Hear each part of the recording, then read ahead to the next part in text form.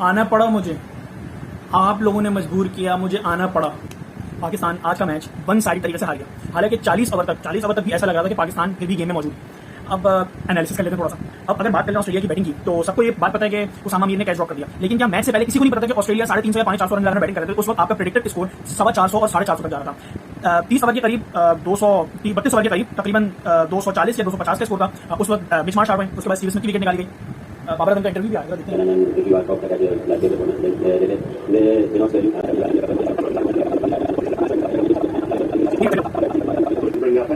भाई बाबर आजम का ये कहना था कि हम लोग इस तरह से मैच हारे कि एक बहुत इंपॉर्टेंट कैच छोड़ दिया। बाबर आजम, अब बात होती है कि बाबर आजम कभी भी अपने प्लेयर्स को कॉन्फिडेंस देते हैं। इसकी मिसाल ये है कि जब टॉस पर बुलाया गया बाबर आजम को, शदाब के हवाले से पूछा साइमन डोल ने कि शदाब को क्यों नहीं खिला रहे, तो बाबर आजम ने अच्छा काम ये करा कि ये कहा कि नहीं, हम लोग ने बस चेंज करनी थी इसलिए हमने खिला दिया। ये नहीं बताया कि शादाब की बुरी परफॉर्मेंस थी, उसकी वजह से हमने उसको बाहर करा और नया लड़के लेके आए, जो कि बात सबको पता है। ये बात नहीं बोली, क्यों नहीं बोली कि कॉन्फिडेंस लड़के डाउन हो जाए। और आज उन्होंने क्या बात करी कि अगर आप डेविड वार्नर का कैच छोड़ दोगे तो जाहिर सी बात इतना बड़ा स्कोर लगेगा, तो आपने फिर उस बंदे का कॉन्फिडेंस का क्या करा, उसामा मीर के कॉन्फिडेंस का, जो है भी नया लड़का। ये होता है कि अपने फेवरेट प्लेयर्स को डिफेंड करना, इसे ही कहते हैं कि दोस्ती यारी 11, दोस्ती यारी 11। इसीलिए कहा जाता है कि आपका कुछ लड़कों के लिए किसी और किस्म का एटीट्यूड और किसी और लड़कों के लिए किसी और किस्म का एटीट्यूड। बहरहाल मैच के एनालिसिस पे चलते हैं कि जो रह गया मैच की एनालिसिस में, अगर आप डेविड वार्नर मिचमाश की बैटिंग देखें, शुरू में कैच ड्रॉप हो गया, होता रहता है कैच ड्रॉप, कोई बात नहीं, एक कैच ड्रॉप हो गया, लेकिन डेविड वार्नर उसका भरपूर फायदा उठाया और 164 रन बनाए कुछ 113 बॉल्स पर। ऑस्ट्रेलिया एक वक्त में 260 रन बनाया हुआ था और उसके मेरे ख्याल से कुछ 34 या 33 ओवर्स हुए थे, यानी कि उनके पास 96 टू अराउंड 100 बॉल्स थी उनके पास, और उन्होंने उन 100 बॉल्स पर सिर्फ और सिर्फ 110 रन बनाए। ये ऑस्ट्रेलिया की ऑर्डिनरी बैटिंग थी। आपके जो फास्ट बॉलर है खासतौर पर शाहीन शाह अफरीदी और आपके जो स्पिनर है खासतौर पर उसामा मीर और आपके हारिस रऊफ ने आखिरी 10 ओवर में अच्छी बॉलिंग करी। आप लोग के शाहीन शाह अफरीदी प्लस स्पिनर्स जितने भी स्पिनर्स हैं, उसामा मीर और इफ्तिखार चाचू और नवाज, इन सब ने आपको मैच में वापस लेकर आए। ये हो गया आपका साइड हो गई। अब बात कर लें स्कोर, हमें टारगेट मिला 368 का, 350 पौने 400। एक था कि यार कितने ही चेस करने होंगे ऑस्ट्रेलिया के अगेंस्ट। आपने टॉस जीतकर बॉलिंग की, ठीक है, आपको बता था कि ऑस्ट्रेलिया 300 350 तो बनाएगी और ऑस्ट्रेलिया ने बनाए भी उतने। अब आप बैटिंग पर आ जाए। इमाम और अब्दुल्ला ने गो के स्टार्ट बहुत अच्छा दिया, लेकिन अमूमन ओपनर्स के साथ यही देखा जाता है कि जब वो लंबी बैटिंग कर लेते हैं, पाकिस्तानी ओपनर्स की मैं खासतौर पर बात कर रहा हूं क्योंकि इन लोगों की फिटनेस उस लेवल की नहीं है जिस किस्म की पूरी दुनिया में होती है। अब ये जैसे ही लंबा करते हैं गेम को, अपने रन रेट को नीचे लाने लगते हैं। अगर मैं थोड़े से स्लाइड आपके सामने निकाल दूं, ये लोग रन अप बॉल के अराउंड खेलते रहे तकरीबन 130 तक हमारे 20 ओवर हुए थे और हमारा कोई आउट नहीं हुआ था। उसके बाद 134 पर हमारी पहली विकेट गई, उस वक्त 21.1 ओवर हुए थे। अब्दुल्ला शफीक मारते हुए आउट हो गए। अच्छा, उन दोनों की बैटिंग के हवाले से भी मैं एक बात बता दूं कि उसमें इमाम ने गो के 70 बॉल पर 70 रन बनाए, उन्होंने स्ट्राइक रोटेशन बहुत अच्छी करी। हालांकि उनको ओपनर आते हुए 70 बॉल पर 70 बनाना कहीं से भी मतलब एक होता है ना बेशर्मी, ठीक है, ये बेशर्मी होती है कि आप 70 बॉल पर 70 रन बनाए और 370 रन का टारगेट आप चेस कर रहे हैं और आप प्लस आप ओपनर आए, ये बेगैरती और बेशर्मी होती है जिसको बाबर आजम फिर भी डिफेंड करेंगे, फिर भी अगले मैच में खिलाएंगे। बहरहाल अब अगर बात कर लें इमामुल हक की और अब्दुल्ला शफीक की, तो उन्होंने बड़ी लंबी बैटिंग करी जिस तरह ओपनर को बैटिंग करनी चाहिए, लेकिन मेरी नजर में 70 बॉल पर 70 कहीं से भी जायज नहीं थे इस तरह की विकेट पर और इस तरह की कंडीशंस में।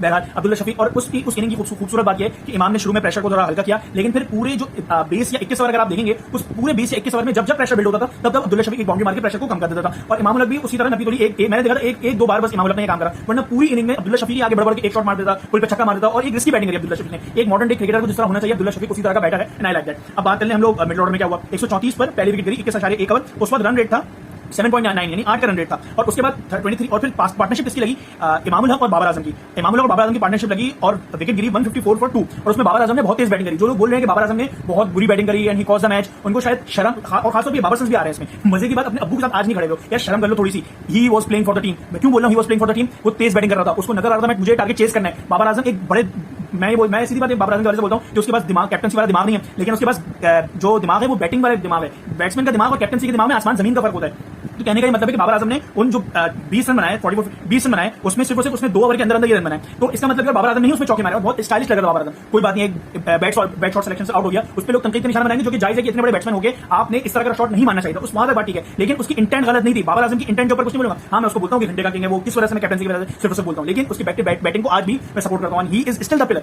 अब बात आ जाए मिडिल ऑर्डर के ऊपर, जिसमें मुझे ज्यादा गुस्सा है। बाबर आजम चले गए और उस वक्त रन रेट था 8.04। अब सऊद शकील और मोहम्मद रिजवान की पार्टनरशिप लगी। बाबर आजम जब बाबर आजम गए उस वक्त रन रेट हो गया था 8.22, ठीक है। अब बाबर आजम और सऊद शकील और रिजवान जब बैटिंग करने आए तो उस 8.22 के रन रेट को ये लोग लेकर गए 8.56 पे। अब आप बोलेंगे यार ये तो सही है यार, इतना ज्यादा नहीं है, लेकिन अब आप ये देखिए कि सऊद शकील का आप स्ट्राइक रेट देख लीजिएगा। मैं क्यों कह रहा हूं कि सऊद शकील और मोहम्मद रिजवान बहुत बड़े जिम्मेदार हैं। पहली बात तो आप सऊद शकील का स्ट्राइक रेट देखें, साला तुम 370 चेस कर रहे हो, और तुम खेल रहे हो 31 बॉलों पर 30 रन, और तुम दोनों की पार्टनरशिप मिलाकर इस अरसे में बनाकर दे रही है 6.33 के रन रेट से। तो जाहिर सी बात है रन रेट में फर्क पड़ेगा। आपको उस वक्त एटलीस्ट 7 के रन रेट से तो खेलते। अब बात कर ले मोहम्मद रिजवान की। मोहम्मद रिजवान ने 40 बॉलों पर 46 करे, मैं लिख देता हूं ताकि आपको याद रहे। रिजवान लपाड़ू ने 40 बॉल्स पे 46 रन बनाए, सऊद ने 31 बॉल पे 30 बनाए, और इमाम ने, जिसके अम्मी अबू बैटिंग देखने नहीं आते हैं, 70 बॉलों पर 70 रन बनाए और चेस कितना कर रहे थे टारगेट 370। अब ये टारगेट चेस कर रहे हैं और इनकी बैटिंग के स्ट्राइक रेट्स आप देखें, जाहिर सी बात है आपकी टीम को हारना था जब आपका मिडिल ऑर्डर इतनी डिफेंसिव बैटिंग करेगा और कुत्ते के बच्चे बाबर आजम को गालियां दे रहे हैं। अड़वे कह रहा हूं कि चेस में रन रेट स्लो खेलने की वजह से रन रेट में फर्क पड़ता है। इसकी वजह यह है कि जब आप स्लो बैटिंग करते हो तो और जो नया बैट्समैन आता है वो शुरू में 6 बॉलें 7 बॉलें में सेट होने के लिए खेलता है। अगर वो जल्दी मारने जाएगा तो जाहिर सी बात है जल्दी आउट हो जाएगा। तो वो शुरू में 6-7 बॉलें होने के लिए खेलेगा तो रन रेट थोड़ा सा नीचे आएगा। अगर आप उसको कुशन ही नहीं देंगे तो वो जाहिर सी बात है मारने के लिए जाएगा और जब वो मारने के लिए जाएगा तो चांसेस ज्यादा होते हैं आउट होने के। तो आपने एक स्लो बैटिंग करके दूसरे आने वालों के लिए मुश्किल क्रिएट करी। तभी हम लोग चीज के बोलते हैं कि रन रेट बहुत मैटर करता है मॉडर्न क्रिकेट। और चलिए स्ट्राइक रेट को आप साइड में डालें, वो जिस मौके पर आउट हुए वो एक इंतहाई गलत मौके पर आउट है। अब उसके बाद आप बात कर लीजिए। और अच्छा उस वक्त गालिबन 34 ओवर हुए थे और उसी ओवर में कुछ 9 रन बने थे। उसके बाद चाचू ने आगे छक्के वक्के लगाने शुरू करे। देखिए वनडे क्रिकेट में एक बात याद रखिएगा, ये मेरे ख्याल हर क्रिकेट में होता है, जो टीमें वनडे क्रिकेट में ज्यादा ये चीज कि जो टीमें डॉट बॉलें ज्यादा खेलेगी और वो टीम हार जाएगी। अगर आज ऑस्ट्रेलिया ने 100 के करीब डॉट बॉलें खेली हैं और पाकिस्तान अगर आज 70 के करीब डॉट बॉलें खेले तो पाकिस्तान ये मैच इसलिए जीत जाता।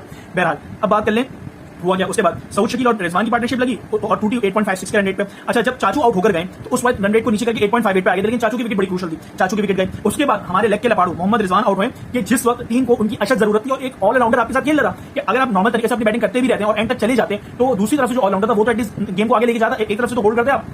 आपने क्या करा, आपने फरूल स्वीप मारते हुए यही हम चीज बोल रहे थे वर्ल्ड कप से पहले कि आपके पास स्पिन खेलने वाला कोई अच्छा प्लेयर नहीं है। और आज ये बात फिर साबित हो गई। अगर सऊद शकील नहीं होता तो ऑस्ट्रेलिया मुसलसल आपको स्पिन से अटैक करता रहता।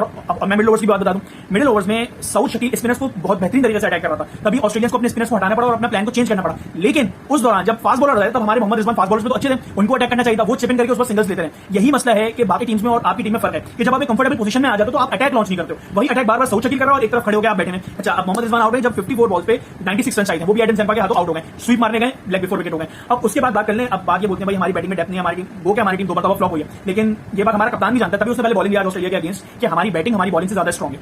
वजह ये है कि अगर आप मोहम्मद रिजवान आउट हो तो उस टाइम बैटिंग पर कौन है, शाहीन शाह अफरीदी। हमें भी पता है और आपको भी पता है शाहीन शाह अफरीदी ने पीएसएल के बहुत सारे मैचेस अपनी बैटिंग से जितवाए। और अगर आप बात कर लें उसके बाद नवाज की ठीक ठाक इनिंग्स खेली है, 30 मैचेस अच्छे कर सकते हैं, वो गलत टाइम पर आउट हुए, आप बाहर निकलते हुए जाते हुए आउट हुए, आप स्टंप आउट हो गए आप। उसके बाद अगर आप नवाज को भी जाए, मैं बोलता हूं डेप्थ क्यों है बैटिंग में। अगर आप 9वें नंबर के बैट्समैन, 9 नंबर शाहीन, नंबर 10वें नंबर के बैटिंग का बैट्समैन कौन है, हसन अली, ऑस्ट्रेलिया के साउथ अफ्रीका के खिलाफ साउथ अफ्रीका में कि जब साउथ अफ्रीका की टीम भी अच्छी थी 2018 में गालिबन उसने पता नहीं कुछ 30-32 बॉलों पर 50 रन बना गए। और हसन अली की बैटिंग देखकर नजर आता है कि he is a good batter, मगर वो अपनी बैटिंग पर काम नहीं करते। मैं उस वक्त भी होपफुल था जब हसन अली खेलता था, क्योंकि हम सबको पता है हसन अली की हिटिंग की एबिलिटी, वो बड़े छक्के मार सकता है, लेकिन फजूल और इंतहाई बेकार किस्म का शॉट। मैं हसन अली को इस टूर्नामेंट से पहले भी सपोर्ट करता, लेकिन अब मैं सपोर्ट नहीं करने वाला। वजह यह कि मुझे उसकी बैटिंग से ज्यादा उम्मीद है उसकी बॉलिंग के अलावा, कि वो बैटिंग से ज्यादा अच्छा कर सकता है। ही इज अ प्योर, ये कहते हैं कि आपके पास एक पोटेंशियल ऑलराउंडर है, वो अपने आप को जाया कर रहा है नंबर 10 पर आकर और फजूल किस्म के शॉट मारकर। मुझे नहीं समझ में हसन अली ने किस किस्म का शॉट खेला है, ही इज सबसे ज्यादा मुझे वो रिस्पॉन्सिबल है। फिर उस वक्त नंबर 11 पे आ जाए, हारिस रऊफ ने नीदरलैंड्स के खिलाफ बता दिया था कि उसके पास वो ताकत है कि वो छक्के मार सके। और अगर आप शाहीन शाह अफरीदी की बात कर सकते हैं तो उस टाइम भी वो कोशिश कर रहा था कि रन बन जाए, और तो बाउंड्री लाइन पर कैच हो गया और पाकिस्तान इस तरह मैच आ गया। तो मेरी नजर में जो सबसे बड़ा जिम्मेदार है पाकिस्तान की इस हार का, वो एक लेग लपाड़ू और दूसरा सऊद शकील और तीसरा इमामुल हक। ये 3 लोग इस शिकस्त के सबसे ज्यादा जिम्मेदार है कि जिनके ऊपर रिस्पॉन्सिबिलिटी बनती थी कि गेम को ये लोग फिनिश करें। जब इमाम 70 बॉल में 17 रन आगे क्यों आउट हो, मुझे अभी समझ में नहीं आ रही बात। बहरहाल मेरा था आज का एनालिसिस और मेरी नजर में ये 2 रिस्पॉन्सिबिलिटी। और उसामा मीर एक नया लड़का अगर वो कैच छोड़ भी देता है तो क्या जरूरत है ये बात आकर इंटरव्यू में बताने की, ये क्यों नहीं बताते हो कि तुमने बॉलर्स को अच्छे तरीके से मैनेज नहीं करा, जब ओपोनेंट अटैक कर रहा था तुम विकेट निकालने में नाकाम रहे। अगर शाहीन शाह अफरीदी नहीं होता तो तुम आज रोड पे मुंह रगड़ा होता है ऑस्ट्रेलिया 100-150 रन से हराता हुआ, 450 रन मार के। इस तरह की कप्तानी में पाकिस्तान, मैं वर्ल्ड कप से पहले शुरू में मैंने बोला था कि बाबर अगर ये टूर्नामेंट हम किसी वजह से नहीं हारेंगे, ना बैटिंग ना बॉलिंग,